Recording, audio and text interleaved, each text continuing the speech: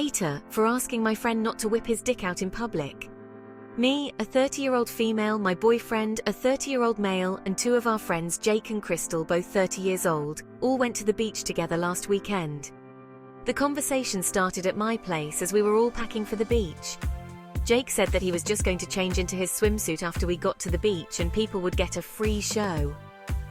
I casually mentioned that he could just use a towel to cover up if he needed to change, as the beach was busy, not clothing optional, and there would be kids there. Aside from all this, my boyfriend and I didn't really want to see him expose himself either, and made that known. He said that sounded dumb and that he could just quickly change and people could look away if they didn't want to see. When we got to the beach, he was about to drop his shorts and I asked if he minded just using a towel. First, he just asked me to hold it up for him, which I didn't want to do because I didn't want to see anything, and it also would do nothing to cover, as there were other people sitting behind us and next to us. Aside from that, both myself and my boyfriend would not have been okay with me holding a towel for another man to change. It almost seemed like he was actively trying to make us feel uncomfortable to prove a point. I then showed him how to tie the towel around his waist as a way to change while still being covered.